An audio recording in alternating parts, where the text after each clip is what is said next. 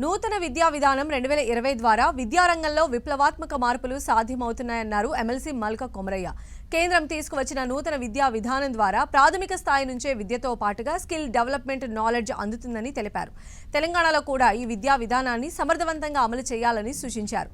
ఉపాధ్యాయులకు తగిన శిక్షణ అందించాలని సూచించారు. అలాగే ప్రభుత్వ పాఠశాలల్లో డిజిటల్ విద్యా విధానాన్ని ప్రవేశపెట్టాలన్నారు ఎమ్మెల్సీ కొమరయ్య. పాలసీ చాలా స్టడీ చేసి ఇంప్లిమెంట్ చేశారు సార్. అయితే ఇప్పుడు కొత్త policy as it is adopt చేసినా ఓకే సార్, లేకుంటే మనం లోకల్గా ఇప్పుడు కేశవరావు గారు సార్ కమిటీ వేశారు. ఆ కమిటీ ఆధ్వర్యంలో మాడిఫికేషన్ చేసి మన తెలంగాణ పాలసీ అని తీసుకొచ్చిన పర్లేదు సార్. బట్ పాలసీ తీసుకొస్తే టీచర్స్కు ట్రైనింగ్ కానీ లేకుంటే చాలా ఎడ్యుకేషన్ ఇంప్రూవ్ అవుతుంది సార్.